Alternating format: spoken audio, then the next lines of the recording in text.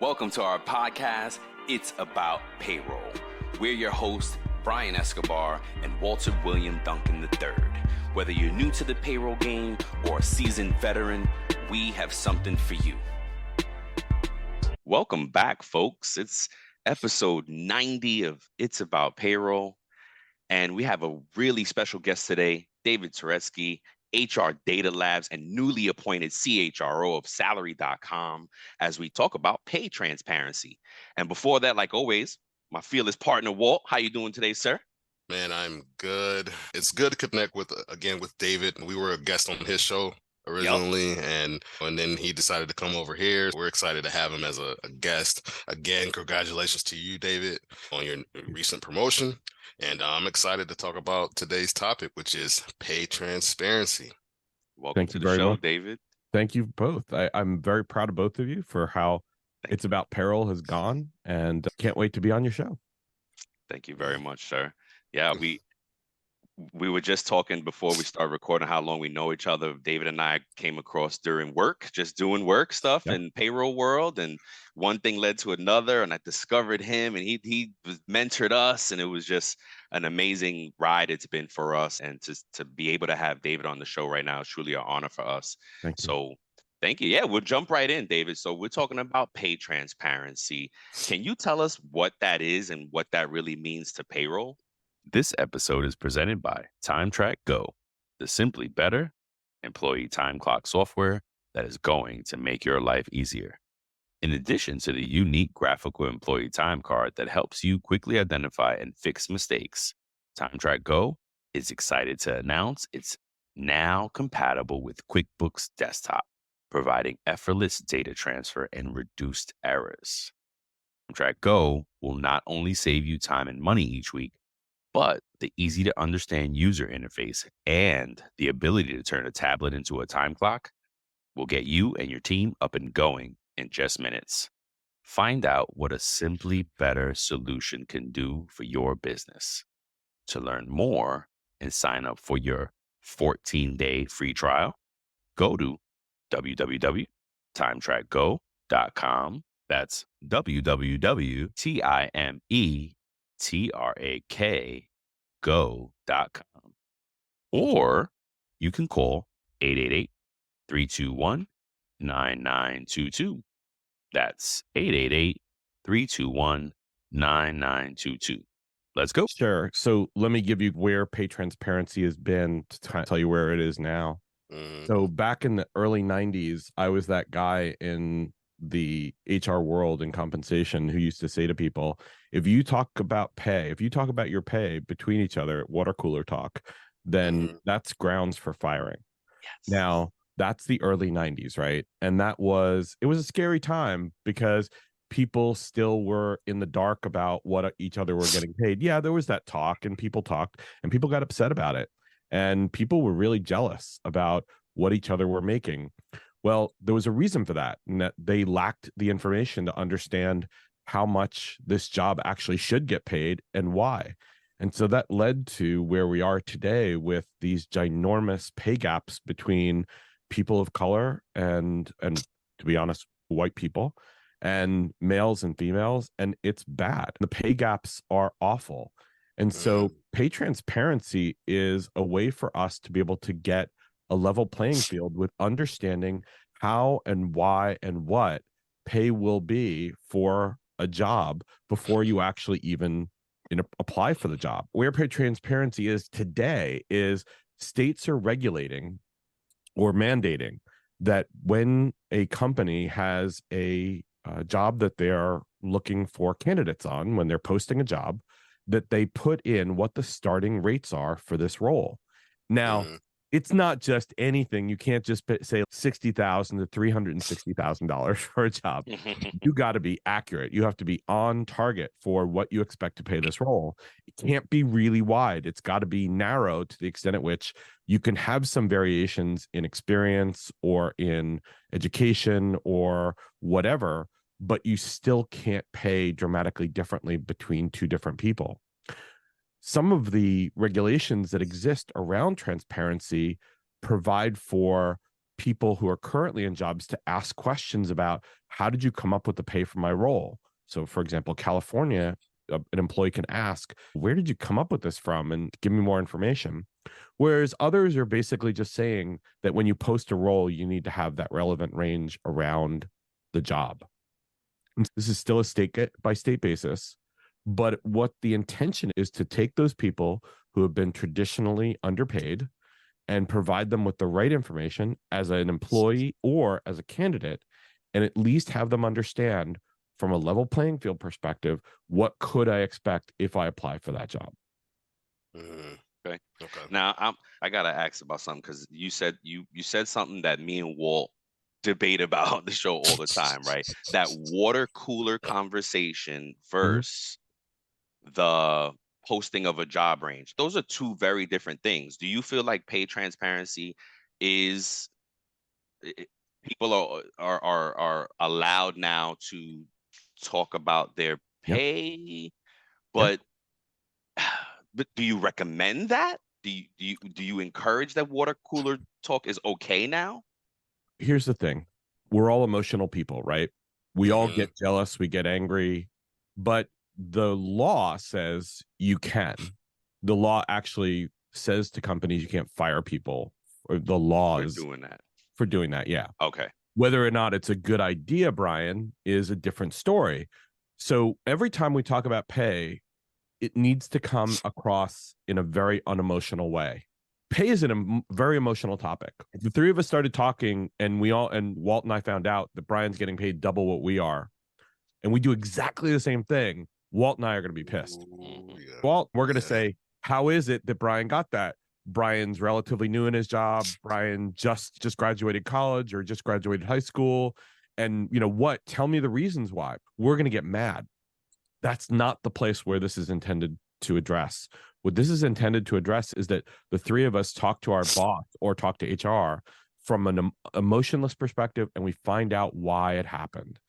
Now, that means that companies, and this is the second part of what I want to discuss, is companies need to react by being able to educate employees and managers on what does all this stuff mean and why does it happen. Now, to the point where we discover that Brian gets paid double, what Walt and I can do is go to HR and say, hey, I know that Brian just got hired and Brian's getting paid double than us. The market must have shifted. What are you going to do for Walt and I? And the correct answer is, well, we're working on a plan to get you guys market adjustments to get to where the market is today. Because the worst thing that could happen is Brian gets in, he's double us, and then Walt says, I heard Brian gets paid double, I'm leaving. Yep. That's one of the things that is the downside of this. But what will happen is companies are going to start to do their own research. They're going to create rules. They're going to educate the workforce and managers and be able to provide those mechanisms necessary for Walt and I to get paid more over time to get us to where Brian is. Or they might say, hey, listen, Brian's the rock star, and he is. Brian's the rock star of this world, and he gets paid double because we can't find anybody who's like him. And by the way, you guys are going to discover, Walt and David, you're going to discover after working with him that he's going to help you get better, and he's going to rise the level of this department. There are reasons why people get paid more. There are reasons why transparency makes this a more mature discussion. But in the interim, if companies don't do their work of being able to train people and have them understand why do those gaps exist, why are we paying differently, then they're going to have a lot of turnover on their hands, and they're going to have a lot of expense that's unnecessary. That makes a lot of sense. Yeah, that makes a perfect sense, especially with the company's portion of it. Yeah. And one of the things that I think is interesting about this is the data is out there. You can't hide from it. People can go to Glassdoor, people can go to salary.com, people can go to other areas of the internet and find out how much people are getting paid for these roles. So we live in the internet age. We live in a world where you can't hide this stuff anymore. And to be on the other side of it and to be proactive about it and to be honest and open and transparent, that's where we've got to go, because those pay gaps that exist have got to get broken. We've got to stop paying women of color differently than men just because. And I was thinking about this before I came on. I'm like, well, it's not just the posting that's the problem. It's sometimes when we're in the hiring process, people have that unconscious bias about, well, this job requires a lot of overtime, and maybe that woman's got a few kids, and maybe they're the primary caretaker, so they won't be able to work in that overtime. That's wrong. From a transparency perspective, if we tell you it's got this number of hours and we tell you it's got this overtime, we have to make sure the person makes this decision. Yep. I can do that overtime. I can spend the time, not making the company say, oh, well, I'm going to guess, because that's exactly why these gaps exist. It's because people make assumptions, or companies make assumptions they shouldn't make. And that's what sets this pay gap up to actually happen. Wow. So yeah. Go ahead, bro. Just perfect segue to the last piece of this, and is, how do companies make sure they're compliant? Well, so the first thing is, I'm not a lawyer. And the law is really important, and the letter of the law is important, especially if you're operating in California. There are some significant rules that you need to follow. Even Colorado just implemented some really interesting and significant rules around pay transparency. And Illinois has really gone very far in trying to create the right environment from a legal perspective, from a regulatory perspective, where pay equity and pay transparency are linked together. And so the first thing that you need to do is talk to your legal counsel and find out what it is that's there from a legal perspective, and where you're operating, where you may not be operating, but you may be hiring people. So if a company is in Delaware, but they actually have employees, or they have candidates who are in California, they still need to satisfy the regulations in California for those California employees or those California candidates. You can't hide yourself by saying, "Oh, I'm Delaware. I don't have to deal with that." You do. And what my suggestion is, try and choose what I like to call the lowest common denominator. If you're operating in lots of different areas, and you're operating in a state which is really rigorous about their legislation and their regulations around pay transparency, operate as if you were only operating in that one state that has the most stringent. Exactly, the most stringent regulations, because in that case, you're not going to get in trouble with the other states. They don't care. But what you're going to do is, you're going to set yourself up where you're not going to say, "Oh my gosh, well, I didn't do this for California." Well, you did. You're okay. You're good, because you've satisfied all the regulations for California. I'm not trying to pick on California, by the way. I think what they've done is great. Yeah. But pick the state that's got the, I don't want to say the worst, but the most stringent, to your point, most stringent, and do that. Then the next thing is figure out how you're going to implement this from a transactional perspective, from a posting jobs perspective, from a education of your managers and employees perspective. Tell them why you're doing this, because to the point you made before, and we were talking about, if you have people who don't understand, and they see the information that you're posting, and they say, "Well, that's more than I'm getting." If they're educated, then they'll know, "Yeah, I'll take care of you. We're going to get there when we go do our merits, when we do a market adjustment. Then you're going to get an adjustment based on the movement in the market and how we're posting that range." Also, advocate for yourself.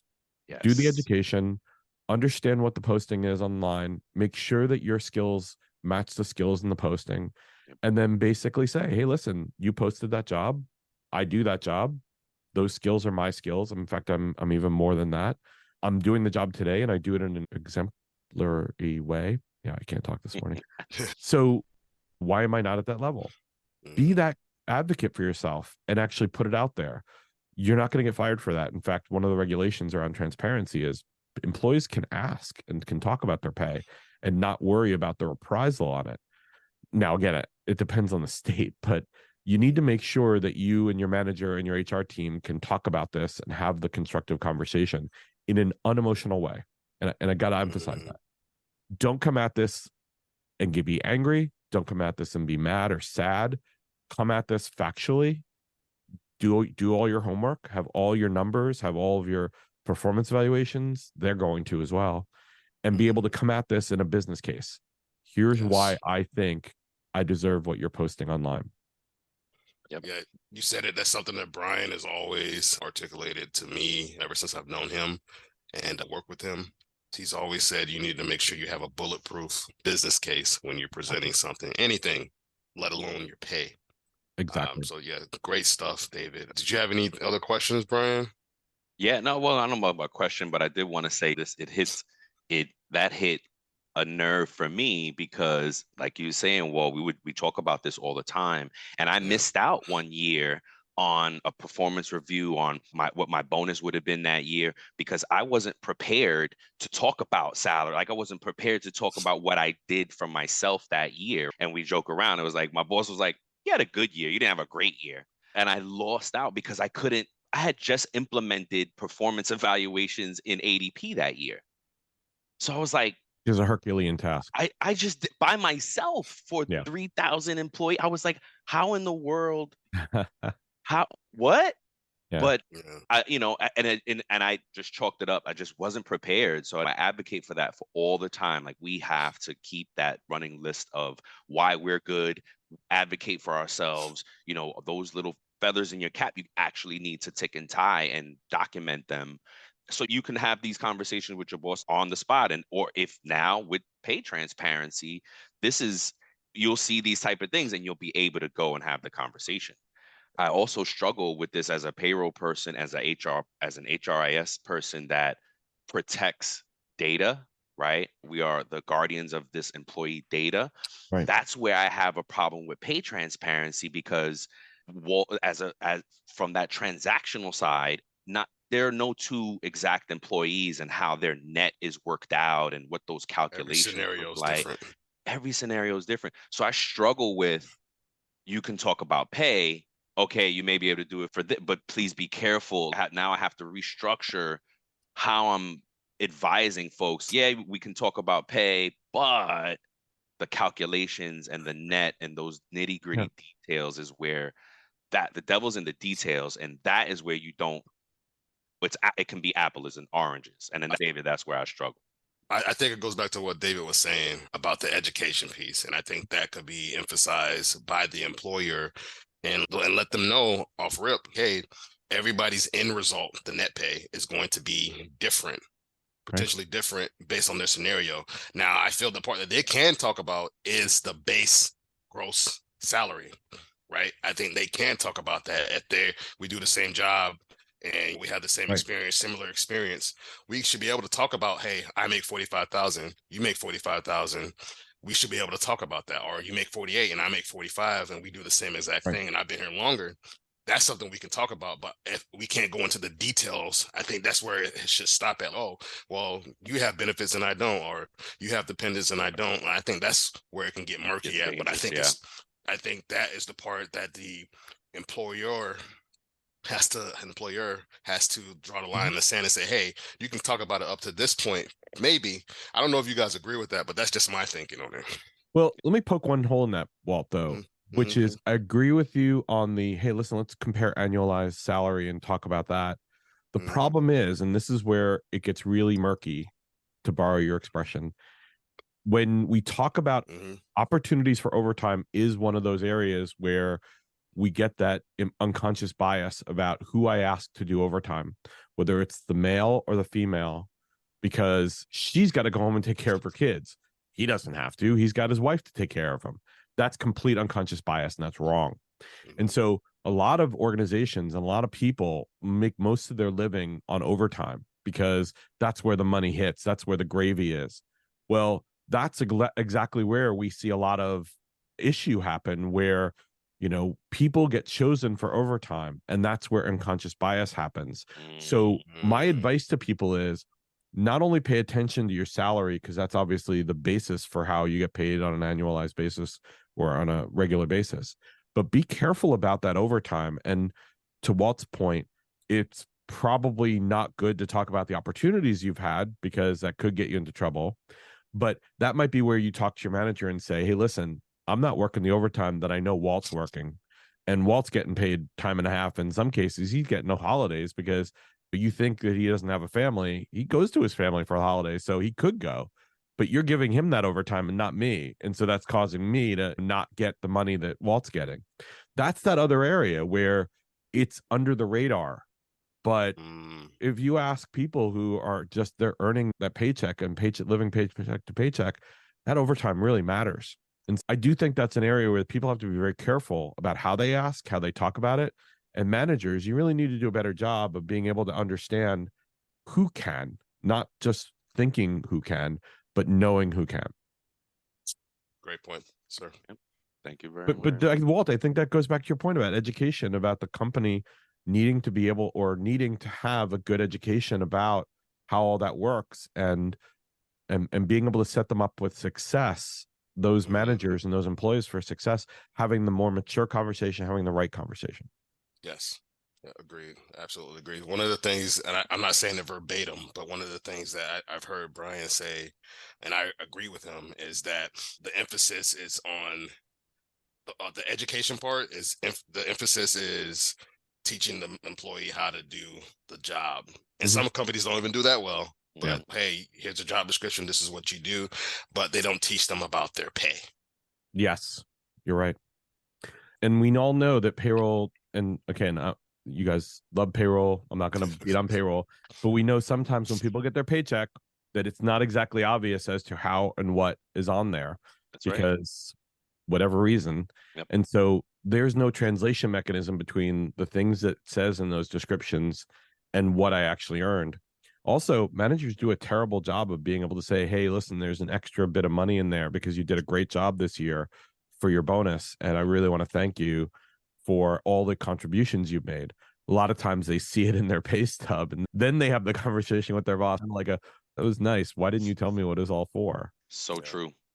That's so true. And that speaks a lot to that communication piece, how important it is. You just said it, managers don't do good enough job of prefacing that payment. It's coming and it's and we deal with that all the time with payroll. And unfortunately, because we're payroll, we get those first line of questioning, right? Really, it might should go to HR, it might should go to your boss, but hey, it's my paycheck. I'm asking my payroll person. Right. So what's this retro payment? What's this HOLB? And yes, what does this stuff mean? Oh, that's well, right. your boss didn't talk to you about that? That's right. And on the flip side of that, like what was saying, I speak to my daughter's 20 years old, and I'm speaking to her and her friends, and it's, well, what's this Medi thing? And what's this? Yeah, they thought it was. So there's so much opportunity there that we got. And with pay transparency and with shows like this and HR Data Labs, we hope to fill those gaps of just education and just teaching folks. Yeah. But what we're doing, and you guys are getting an amazing audience, and I'm very proud of you guys, but it's really up to those companies and those managers, because they're the first line of defense. They're the people who, this is their resources. And I know it's tough being a manager. It's really tough. I've been a manager many times in my life, manager again. You got to do a good job of being able to protect your people and make sure your people understand everything that's happening. Well said. Well, anything else before we jump into this or that? No. As we near the end of this episode, we'd like to extend our heartfelt gratitude to you for listening. Before we sign off, here are a couple of quick things. Don't forget to follow It's About Payroll on LinkedIn and It's About Your Paycheck on Facebook and TikTok. We love engaging with our audience, and you'll be able to receive exclusive updates and behind-the-scenes content. Thank you for being a part of our payroll community, and thank you for being a part of this journey with us. Until next time, keep learning, keep growing, and most importantly, keep going. So, David, we got a game that we're starting to play with our guests. It's just questions, some fun questions, this or that. You pick one or the other. All right, I'll start a few off. Direct deposit or live checks? Oh, direct deposit. Definitely. All-in-one pay solution or HCM or tech stack? Oh my God. Oh, yeah. Old days would have been tech stack. Nowadays, all in one. Yeah. Wow, very interesting. Hockey or football? You see my helmet right there? Hockey. A goalie, dude. Who's your team? New York Rangers. Yes, sir. That I caught in the background. I see the NY Rangers. That's right. Excel or Google Sheets? Oh, Excel, hands down. ADP or Paychecks? I got to go with the mothership, ADP. That's right. So, Walt, you want to finish it out? Yeah. Yes. All right. So I'll say the last four: cash or crypto. Cash. Crypto. Yeah, I know cash, definitely. Cash. Yeah. Movie theater or streaming? Streaming. Streaming. Okay. All right. Should payroll sit in finance or? Let's let finance have it. Wait. So this is an interesting end, right? Because we just learned about a stat that said that although the functionality, there's little change, right? It's the customer service that's impacted. When payroll sits under finance, the customer service Totally agree. suffers. Yes. When it's right. I did that, and it made sense, right? Because finance is very black and white. Right. The example they use, right? Exactly. Yes. And that I thought was something that we need to pay attention to. That was awesome. Yeah. Yeah. Thanks for playing that, David. We had my pleasure. That you was guys are awesome. Thanks, man. Thanks. Likewise, that was really man. great. Any last thoughts, David? What would you tell a new HR payroll person coming in? What kind of advice would you give somebody new? We need young people to get into payroll and HRIS. What Sure. would you tell them? There is no better place in a company right now to be than in human resources and payroll. The company runs on their people. A company cannot exist without their people. And so often HR and payroll have been thought of as afterthoughts, cost centers, and a need to have. And too often it's overlooked. But nowadays, people are understanding that HR is a great career choice because you can touch on every part of the business. You can impact every part of the business. You can get respect from every part of the business, because if you're a professional and you're learning and you're trying to help the business out the way they need help, then there's no better place to be than the center of it all, where the people are the most important resource, and that's HR and payroll. And I'd say, if you have a career choice to make and you think that you don't have any good skills to bring, but you're a really good people person, you understand numbers, there's no place better than HR and payroll. That's awesome. Well said. Thank you. Thank you very much, David, for sharing your knowledge with us today, for joining us today. Man, we so appreciate it. It was an honor to have you. Love you guys. You guys are Love awesome. you too, man. Thank you for everything you do for the world of payroll and HR. You guys are awesome. That means a lot to us. Thank you, sir. Thank you, sir. All right. All right. Thanks, folks. We love you. Have a good one. Thank you for tuning in to It's About Payroll.